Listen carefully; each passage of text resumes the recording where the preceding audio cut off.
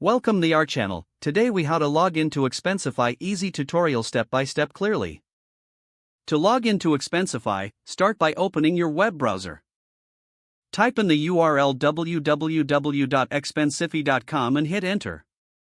Once the page loads, look for the login button on the top right corner. Click on the login button to proceed. You will be redirected to the login page.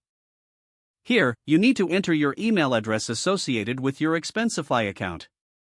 After entering your email, click on the Continue button. Next, you will be prompted to enter your password. Type in your password carefully. Once you have entered your password, click on the Login button. If your credentials are correct, you will be taken to your Expensify dashboard. In case you forget your password, click on the Forgot Password link. Follow the instructions in the email you received to reset your password. If you encounter any issues logging in, check your internet connection. Ensure that your email and password are correct, and try again. If the problem persists, consider reaching out to Expensify support for assistance. You are now ready to use Expensify for managing your expenses. If the page does not load, refresh the browser or try again in a private or incognito window. Make sure you are using the correct email address, then retype it carefully to avoid small typos. If your password is not accepted, use the reset option and create a new strong password you can remember.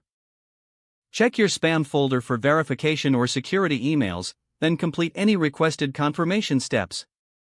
Enable two-factor authentication if available to improve account security and reduce unauthorized access risk. After signing in, review your profile details so your contact information and settings are accurate and current. If you see an error message, note it down and try again after restarting your device and internet connection.